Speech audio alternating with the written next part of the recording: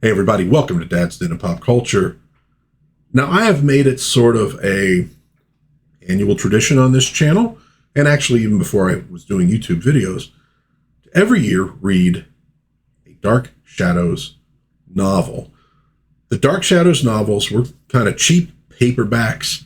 They put out quite a few of them, and I happened to buy a bunch from an antique store at one point, so it kind of became a October tradition for me at the beginning of the month to pick up one of the books and read through it. And I decided, well, do a video each October and review one of them. And this October, I am looking at The Mystery of Collinwood. And you can see that the copy I have is not in the greatest condition. And I'll bring this up. That is what the cover would look like if it was in really good condition. It says on the cover here, 50 cents, by the way, a new novel of suspense based on ABC TV's Dark Shadows by Marilyn Ross. Now, Marilyn Ross was a pen name for W.E.D. Ross, a Canadian actor and playwright and a guy who wrote a lot of books. And he did a lot of Gothic romance novels, which is probably why they hired him to do these Dark Shadows, because that was kind of the original idea for Dark Shadows, was to be sort of a Gothic romance, kind of like Wuthering Heights and that kind of thing.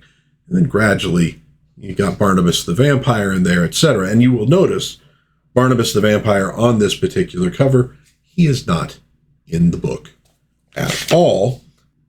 The book was published, the first printing, January 1968. Now, if you want an idea of how popular Dark Shadows was at the time, first printing, January 1968, second printing, August of 1968, third, October 1968, fourth, October 1968, fifth printing, December 68, etc.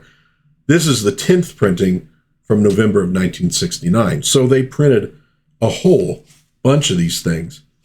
Here is the, oh, and by the way, this one at some point was owned by Harry Heck.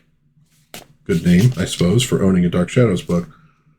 Let me read what this little title page, it's not really a title page, but whatever. Let me read what it says to you so you get an idea. Without any spoilers. Can any power on earth save Victoria Winters from the supernatural menace of the Phantom Mariner? According to legend, death at Collinwood is preceded by an eerie warning. A black-robed figure with a skull instead of a face appears to the victim.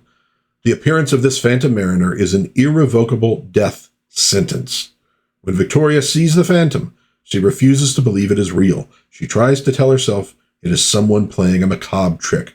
Perhaps the beautiful Linda, who intends to marry the man Victoria loves. Perhaps Linda's sinister father, a gifted hypnotist who seems to be willing Victoria to her grave.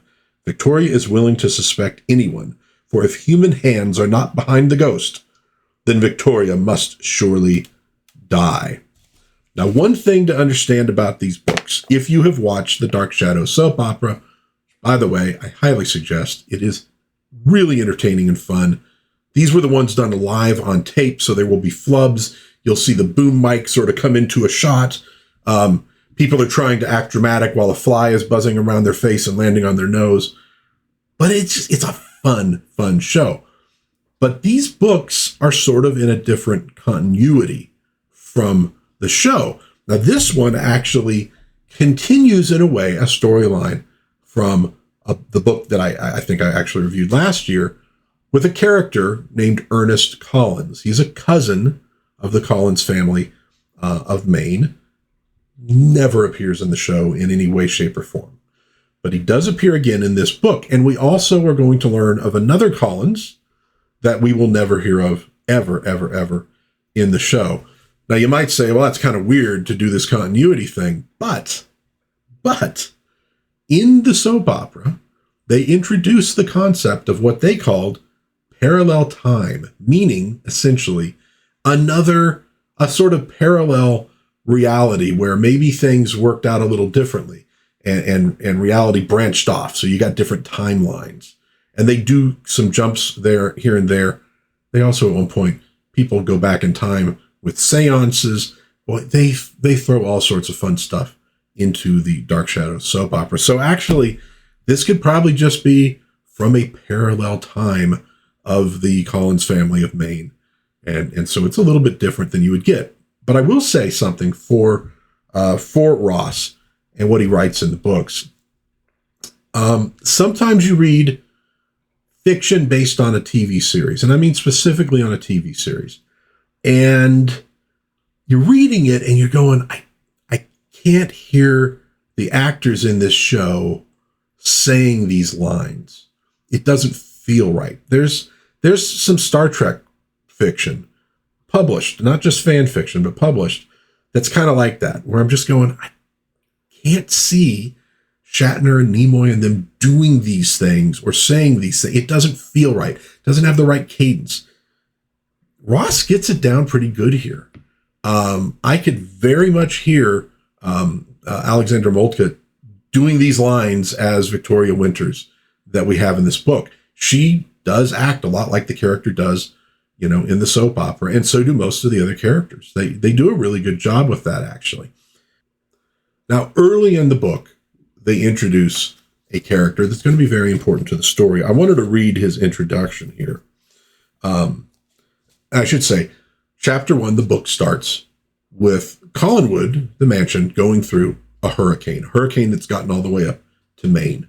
So major wind, major rain, etc. It's something huge. One of the worst storms they've ever had. So let me read this. Lost in these thoughts, she started abruptly when suddenly the front door bell rang with a jangling shrillness. She couldn't imagine who would be at the door on such an afternoon. The urgent summons of the bell came impatiently once again. With a puzzled frown on her pretty face, Victoria hurried the length of the big living room to see who it was. The somber shadows of the hallway made her hesitate before the door. Outside, the hurricane still raged, and certainly no one was expected. Carefully, she turned the heavy brass handle and swung the great oak door open. The rush of wind and rain made her step back quickly. The door swung wider than she had intended. And now there stood revealed in the doorway a figure as strange as any she had ever seen. Facing her in the uncertain light was a tall, gaunt-faced man dressed entirely in black. His long rain cape was blowing wildly in the storm, and his hand was pressed protectively against the wide brim of his foreign-style black hat.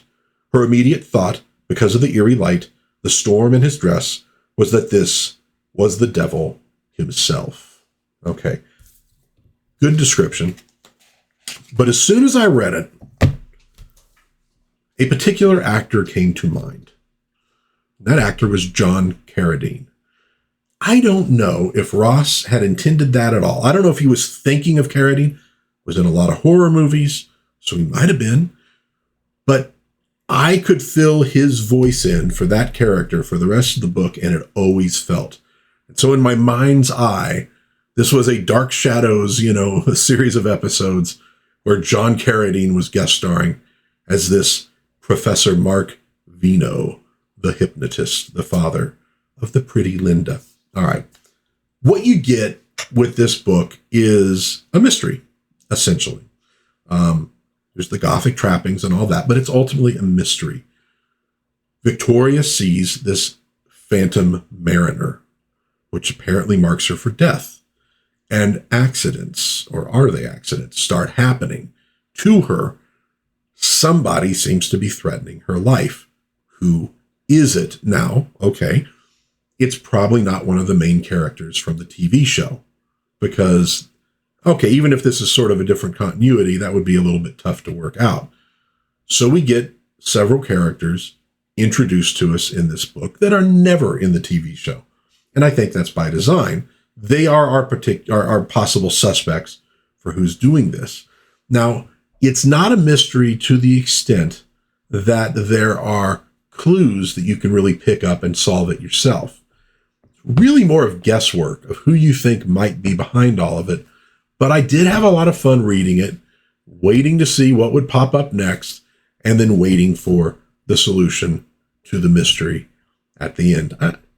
I tend to like mystery books, and being a fan of Dark Shadows, it's fun to read it in this context. So Did I like Mystery of Collinwood? I did. I had a good time reading this one. It is not a really thick book. 12 chapters. You can get through it relatively quickly. I did, especially because this October, I got started a little bit late on it, but I had a fun time reading it. I enjoyed it. I think if you are a fan of the show, it'll work for you because, like I said, the characters of Victoria Winters, Elizabeth Stoddard, Roger, her brother, they're recognizable. They're very recognizable to you in this. Now, in this one, they have David away at school, and Caroline is away at school as well.